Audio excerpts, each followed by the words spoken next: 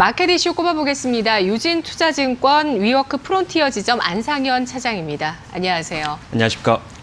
네, 오늘의 이슈입니다. 오늘 차장님께서 잡아주신 이슈, 대기업의 외주 물량 확대입니다.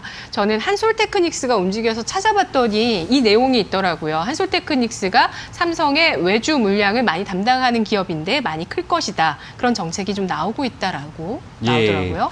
뭐 앞서 예전부터 말씀을 드렸지만 뭐 코리아 서킷, 심텍 이런 것들도 사실 외주 물량 확대에 따른 수혜를 받는 업종들이거든요. LG 이노텍이 그 HDI 기판을 이제 접음에 따라서 그 외주 물량이 확대되는 게 코리아 서킷, 그다음에 뭐 심텍, 그다음에 BH 뭐 이런 업체들도 다 그 수혜를 받는 거거든요.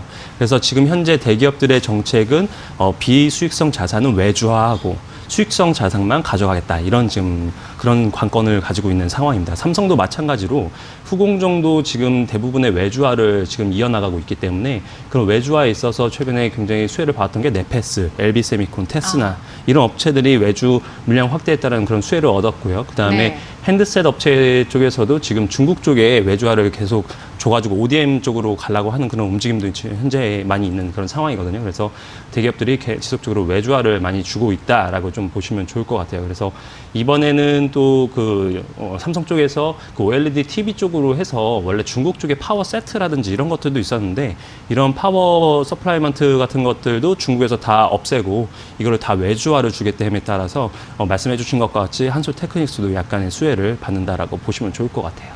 네, 이 외주 물량을 확대한다는 게 특별한 이슈일까요? 원래 어차피 뭐 대기업이 다 만들 수 없으니까 부품 같은 것들을 다른 부품사들이 만드는 거잖아요. 외주 물량 확대라는 것이 어떤 의미가 있는 건가요? 지금 그만큼 대기업 입장에서도 굉장히 좀 위기감을 가지고 있다라고 보시면 좋을 것 같아요. 그러니까 수익성 자산들만을 가지고 있어야지 ROE라든지 자기 자본 수익률이 높아지게 됨에 따라서 새로운 뭔가 신사업이라든지 이런 것들, 새로운 성장 동력을 찾으러 갈 수가 있거든요. 그런데 구조조정인 건가요? 약간의 구조조정의 측면으로도 볼 수가 있는 거죠. 그런 외주 뭐 영업이익률 5% 미만의 굉장히 낮은 그런 것들을 해봤자 굉장히 큰 도움이 되지도 않을 것이고, 오히려 뭐 사회적으로 약간 환원의 차원에서도 약간 이렇게 외주로 물량을 줄 수가 있는 그런 상황이거든요. 그래서 그런 측면으로 봤을 때에는 대기업들이 굉장히 자기 자본 수익률 ROE를 높임으로써 내재화를 하고 그리고 다시 한번 성장 동력을 가져가기 위한 그런 중간에 어떤 한 번에 걸러가는 그런 쉬어가는 그런 타이밍이 아닐까, 이렇게 좀 보시면 좋을 것 같습니다. 네.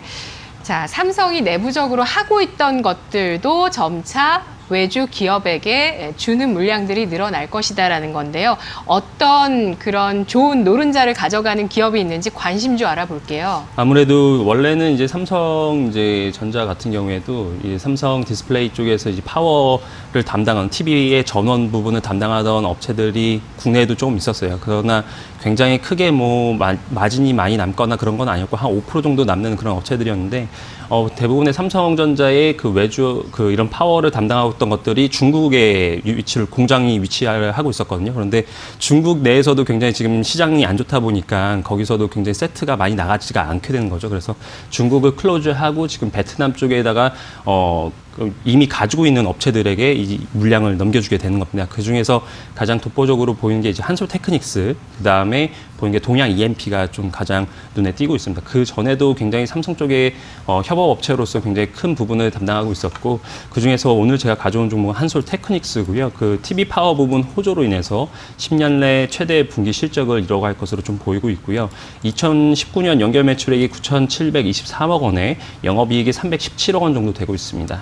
그리고 2020년도에는 라인이 2개 정도 가동이 됨에 따라서 매출액이 1조 원, 영업이익이 447억 원으로 지금 전체 시가총액이 2천억 원 초반대이기 때문에 최근에 가파르게 올라온 것이 7천 부근에서 좀 지금 8,800원까지 20% 정도 가파르게 올라온 감은 있지만 지금 아직까지 시가총액이 아직까지는 뭐 3천억 미만이기 때문에 단기 트레이딩 전략으로 좀 충분할 것 같고, 만약에 내년에 영업이익이 447억 원까지 증가하게 된다면은 뭐 시가총액도 한 4천억 원 정도까지는 충분히 증가할 가능성이 있다고 판단되고 있기 때문에 단기적으로는 수급적으로 강세를 보일 가능성이 높다고 생각이 들고 있습니다. 그래서 매수가는 8,700원, 목표가는 10,000원, 손절가는 8,000원 정도 잡아보시고 접근하시면 좋을 것 같습니다.